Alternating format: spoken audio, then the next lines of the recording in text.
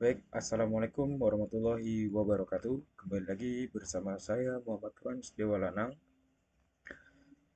dengan NIM 1201959 Program Studi Teknik Industri. Baik, kali ini saya akan mereview kembali materi yang telah saya dapatkan pada laman Elsevier Research Academy, yaitu sebagai platform pendidikan kita untuk mencari materi-materi yang berkaitan dengan pengembangan diri, tata cara public speaking, terus tata cara kita dalam menulis, dan masih banyak lagi. Baik, pada kesempatan kali ini saya akan mereview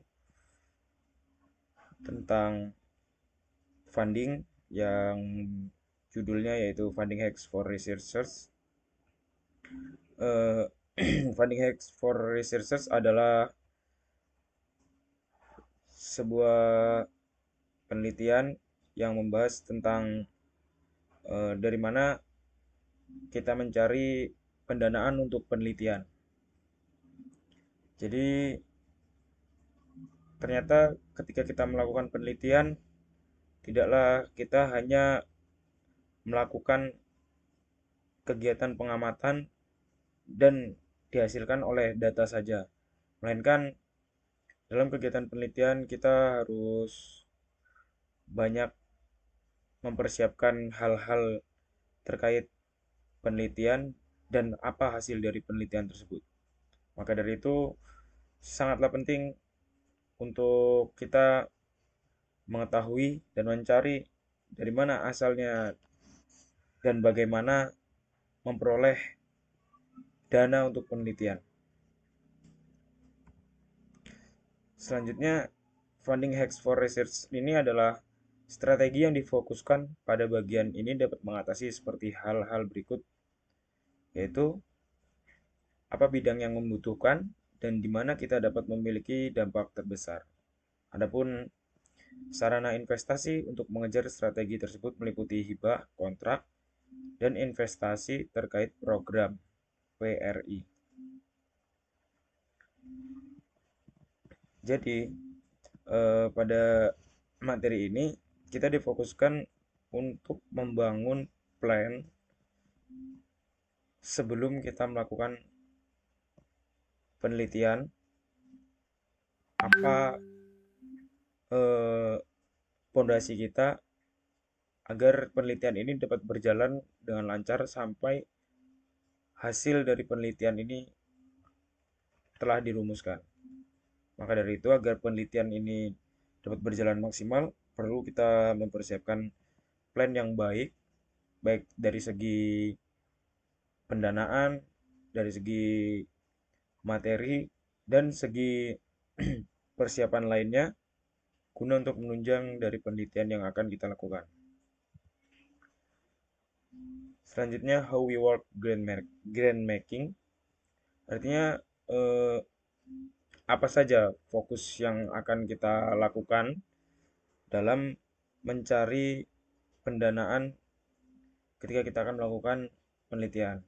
Adapun yang pertama yaitu konsep development, perlunya kita mengkonsep terlebih dahulu, lalu pre-proposal, yaitu pra-proposal, bagaimana kita mempersiapkan proposal kita, dan perlu adanya beberapa kali perbaikan, ataupun kita perlu adanya sumber untuk memperkuat proposal kita dan tersampaikan tujuan dari proposal ini apa yang akan kita hasilkan dari goalsnya. Selanjutnya, investment development, yaitu pengembangan dari konsep yang telah kita buat setelah pra proposal kita susun. Maka sebelum kita ajukan, kita kembangkan terlebih dahulu konsep yang kita bawa, lalu manajemen and close, perlunya kita atur kembali rangkaian dan rancangan yang telah kita buat di dalam pre-proposal itu kita atur kembali, dikaji sampai sudah fix, finalnya kita tutup, lakukan penutupan, dan kita masukkan proposal ke pihak yang akan kita tuju. Selanjutnya, konsep development artinya petugas program yang berkonsultasi dengan rekan yayasan, peneliti, membuat kebijakan dan mitra lain di lapangan, dan mengembangkan gagasan yang mendukung prioritas yayasan.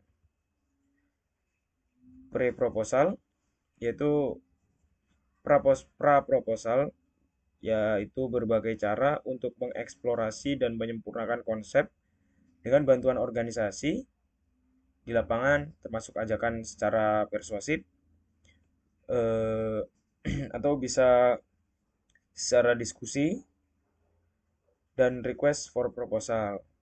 Nah, pada for proposal ini kita akan menghasilkan yaitu diskusi dua arah antara pihak terkait dan pihak pengirim. Artinya kita perlu menyamakan tujuan dari dimasukkannya proposal ini karena tidak serta-merta biasanya proposal yang kita ajukan semuanya tidak menutup kemungkinan ada yang tidak goals dan ada pula yang meski butuh beberapa revisi. Lalu untuk menentukan apa yang akan diinvestasikan dan dengan siapa berinvestasi. Maka dari itu pre-proposal ini sangatlah perlu dalam kita menyiapkan program terkait pendanaan. Lalu investment development yaitu pengembangan investasi, proses bekerja sama dengan calon penerima hibah untuk mengembangkan proposal, anggaran, dan kerangka kerja dan penelusuran hasil. Kami juga menyelesaikan uji tuntas kami, mengkonfirmasi status pajak organisasi pemohon, menentukan cara menyusun investasi, dan menilai resiko.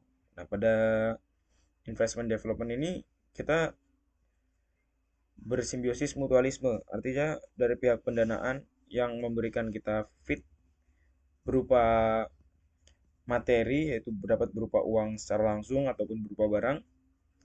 Lalu kita memberikan feed juga terhadap pihak pemberi, yaitu dapat kita lakukan jikalau dia memberi produk, maka produk itu dapat kita distribusikan secara langsung ataupun dengan segi iklan. Biasanya pengembangan investasi ini terjadi dengan feed seperti itu. Maka jikalau sudah terjadi simbiosis yang mutualisme ini, ketika kedua belah pihak mendapatkan sama-sama mendapatkan untung, maka tentunya proposal ini dapat dikatakan goals atau berhasil. Selanjutnya manajemen and close, yaitu manajemen dan penutup, yaitu komunikasi yang erat untuk memahami kemajuan dan tantangan pekerjaan yang sedang berlangsung dan menyetujui perubahan yang diperlukan.